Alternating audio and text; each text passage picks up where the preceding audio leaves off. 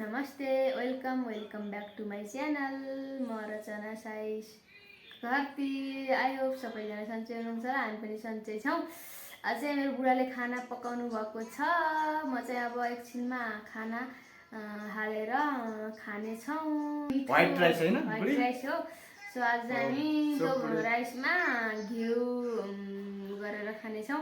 तरकारी दालहरू केही पनि बनाएको छैनौँ। बजार गएका थियौँ, बजारमा के खाइयो, त्यही भएर खासै खान मन छैन। त्यही भएर चाहिँ हामी खाना खाँदैछौँ। अब एकछिनमा चाहिँ बुढीले अब खाना हाल्छ अनि त्यसपछि हामी खाना खान्छौँ है त।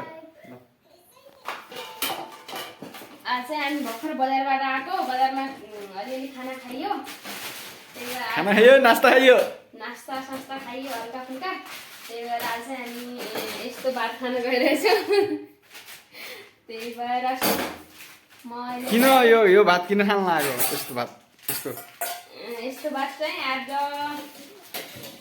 किन भन्दाखेरि बाबुलाई पनि सजिलो हुन्छ बनाउनको लागि, हामीलाई पनि हुन्छ, त्यही भएर।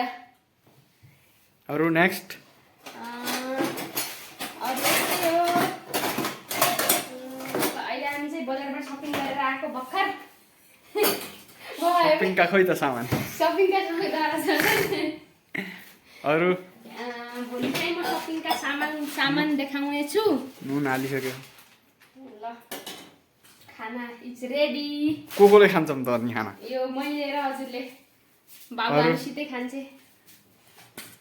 ल एकछिन पछि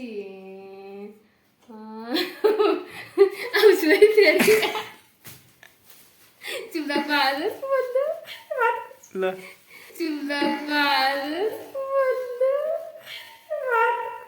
ल सो आज चाहिँ हामी खाना स्टार्ट गर्यौँ है त। कस्तो छ त खाना? मिठो छ। ल खाना सुरु गरौँ त बुढी। हस् ओके बाई। बाई। अहिले त तेरो त यो के भयो, पहेँलो भयो त। किन पहेँलो भयो भने त्यहाँ घिउ हालेछ। मलाई चाहिँ बुढीले बनाएर खाना चाहिँ मैले बनाएको, बुढीले बनाएको होइन। खाना चाहिँ मैले बनाएको। टक्क लाएर यस्तो खतरा हेल्दी खाना हो यो, हेल्दी हो किन बुढी?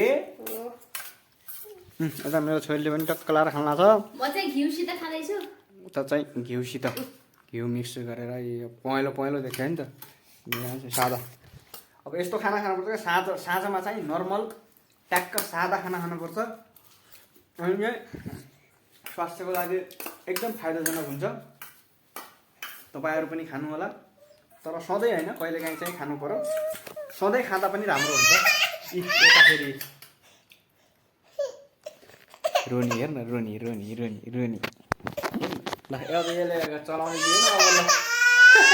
ल साथीहरू, अब मेरो घर जाने दिन पनि आइसकेछ। 1 महिना छन्। त्यसपछि टक्क नेपालतिर गएर घुमघाम गरिन्छ।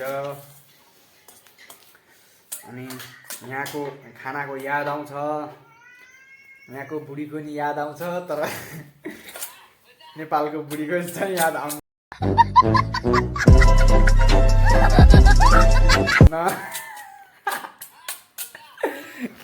यता हेर्न सक्नुहुन्छ, आँखा बटाएर खान्। सो अब चाहिँ म चाँडै नै आउँदैछु नेपाल। भेटघाट गरौँला, घुमौँला है त। त्यही भएर यस्तो भात गरेर नेपालमा खाइन्छ किन त यार? नेपालमा टक्क होटलमा बसेर मासु भात, चिकन राइस, चिकन चाउमिन आदि इत्यादि बनाएर खाइन्छ। सो अब 1 महिना छन्, म चाहिँ नेपाल आउँदैछु। त्यसपछि घुम्न जानुपर्छ। नयाँ सालमा जाने भनेको, नयाँ सालमा भएन, अलि पछि नै हुन्छ। नयाँ साल यतै मनाएर नयाँ साल पछि चाहिँ नेपाल जाने प्रोग्राम छ मेरो। टक्क लाएर घुमघाम गरेर फेरि 15-20 दिनमा रिटर्न आउँछु। अरू बुढी, म नेपाल जाँदैछु, के छ त भन्ने कुरा केही छ मनमा? नेपाल गएपछि मलाई नबिर्सिनु। अरू मैले भनेका नेपालका खानेकुराहरू ल्याएर आउनु।